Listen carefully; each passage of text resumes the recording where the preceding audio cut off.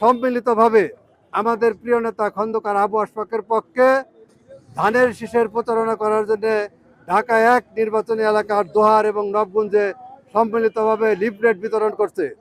এই লিফলেট বিতরণের মধ্যে দিয়ে আমরা জনগণের কাছে একটি মেসেজ পরিষ্কার ভাষায় দিতে চাই।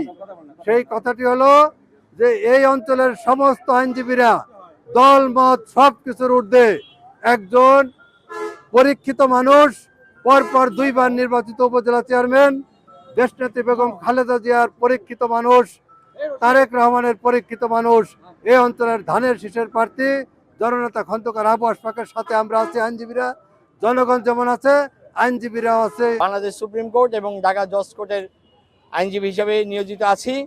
আমরা খন্দকার আবু আশফাকের সালাম পৌঁছানোর জন্য আপনাদের মাঝে আসছি। খন্দকার আবু আশফাক ধানের শীষের পক্ষে আপনাদেরকে সালাম দিয়েছেন এবং সাথে সাথে দেশনেত্রী বেগম খালেদা জিয়া এবং বহুদলীয় গণতন্ত্রের প্রবক্তা শহীদ রাষ্ট্রপতি জিয়াউর রহমানের ধানের শীষ প্রতীক এবং আমাদের বর্তমান চেয়ারম্যান জনাব তারেক রহমানের প্রতীক ধানের শীষ প্রতীক খন্দকার আবু আশফাক ঢাকা সংসদীয় 1 আসনে নির্বাচন করছেন। আপনারা জানেন এই সংসদীয় আসনে খন্দকার আবু আশফাক এই নবাবগঞ্জ উপজেলার সাবেক 2 বারের উপজেলা চেয়ারম্যান ছিলেন। আপনাদের মাটির সন্তান, আপনারা ভালো করেই জানেন খন্দকার আবু আশফাক কেমন মানুষ। সেই ধানের শীষের আজকে সে প্রার্থী হয়েছেন দোহার নবগঞ্জের উন্নয়নের স্বার্থে, দোহার নবগঞ্জের মাদকমুক্ত সমাজ গড়তে, দোহার নবগঞ্জকে গ্যাসের সংযোগ আনয়নের উন্নয়নের লক্ষ্যে, ব্যাপক উন্নয়নের লক্ষ্যে খন্দকার আবু আশফাক ভাইয়ের কোনো বিকল্প নাই। আমরা আজকে এখানে এসে যে সাড়াটা পেলাম, জনগণ স্বতঃস্ফূর্তভাবে আমরা যেখানে গিয়েছি প্রত্যেকেই বলেছে যে আমরা ধানের শীষে ভোট দিব, আমরা কমিটেড যে আমরা ধানের শীষে ভোট দিব, আপনাদের কাজ করা লাগবে না।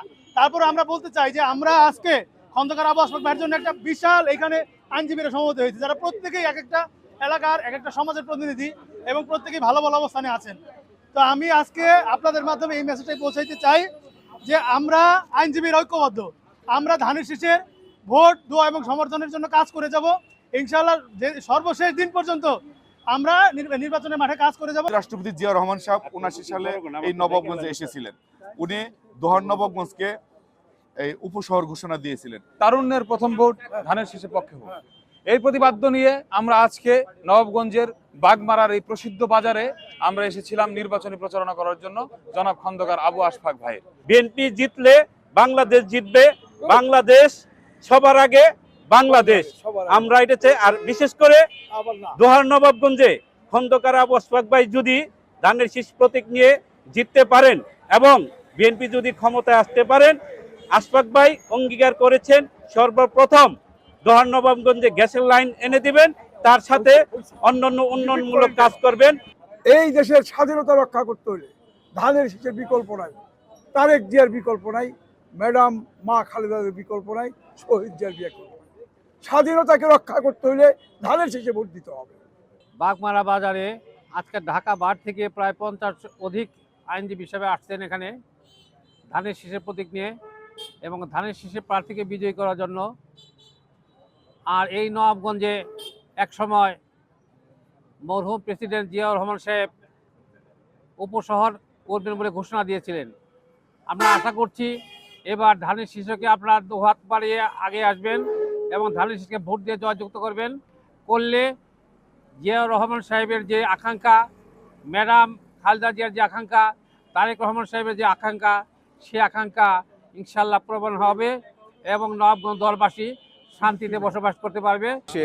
প্রার্থী বিএনপির প্রার্থী জনাব খন্দকার আবু আশফাক, খন্দকার আবু আশফাক ভাইকে ধানের শীষের মার্কা দিয়ে দোহার নবাবগঞ্জে ঢাকা 1 আসনে মনোনীত করেছেন বিএনপি। এবং আমরা, আপনারা জানেন, ইতিপূর্বে এইভাবে আইনজীবীগণ কখনোই দোহার নবাবগঞ্জে এত সুন্দরভাবে সুশৃঙ্খলভাবে কখনোই ভোট চাইতে নিবেদন করতে আসেন নাই।